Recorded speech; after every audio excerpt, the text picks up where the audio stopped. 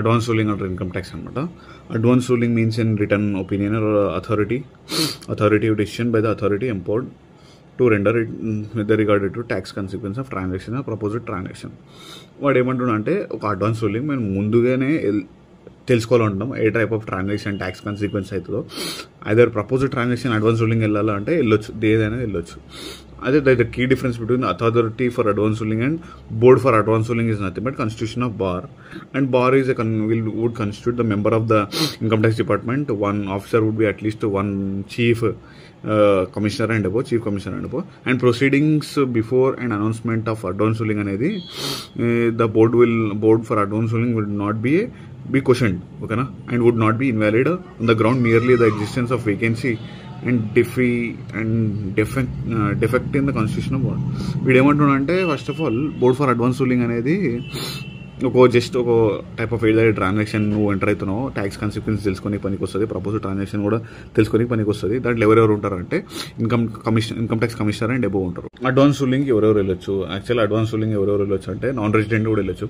A transaction has been undertaken or proposed undertaken by him, non resident. తర్వాత resident వెళ్ళొచ్చు అంటే resident వెళ్ళొచ్చు కానీ he should not go for appeal వెళ్ళొద్దు వాడు, ప్లస్ రివిజన్ కూడా వెళ్ళొద్దు. అయితే అడ్వాన్స్ రూలింగ్కి అప్లికబిలిటీ అవుతుంది. The tax liability of the inner arising out of the transaction which is undertaken or purported to be undertaken by resident applicants with NR.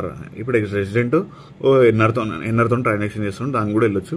Determination of question of law వెళ్ళొచ్చు, facts ఉన్నా కూడా వెళ్ళొచ్చు. ఆ తర్వాత resident వీడు ఏమంటాడంటే కొంతమంది government అనేది నోటిఫై చేసింది అనమాట.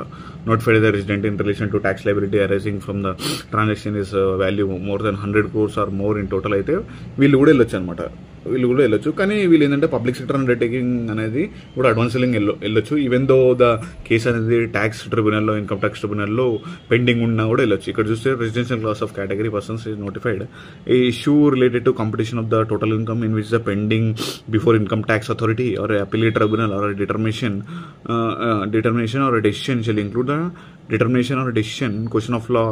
ఈవెన్ దో ట్యాక్స్ అనేది వీళ్ళు పెండింగ్ ఐటైట్లో కానీ సిఐటీలో కానీ ఎక్కడైనా పెండింగ్ ఉంటే వీళ్ళు అడ్వాన్స్ రూలింగ్ వెళ్ళొచ్చు. కానీ నార్మల్ రెసిడెంట్స్ ఎన్ఆర్ ఎక్కడైనా పెండింగ్ ఉందంటే అడ్వాన్స్ రూలింగ్ వెళ్ళలేరు. ఓకే, ఇది ఏంటంటే resident or non resident whether any arrangement or proposed to be undertaken with NR is the impermissible avoidance agreement. Okay, ఇది అడ్వాన్స్ రూలింగ్ అప్లికేషన్ చేసినా ఉంటే within 30 days from the advance ruling అనేది withdraw కూడా చేసుకోవచ్చు. ఇక్కడ fees ఏంటంటే more than ఒకవేళ transaction అది లెస్ దెన్ 100 crores ఉంది అనుకో 2 lakhs రూపీస్ ఫీజు పే చేయాలి. ఒకవేళ ట్రాన్సాక్షన్ అనేది మోర్ దెన్ 100 ఉంది బట్ అప్ టు 300 ఉందంటే 5 lakhs, మోర్ దెన్ 300 ఉందంటే 10 lakhs, అదర్ కేసెస్ 10,000.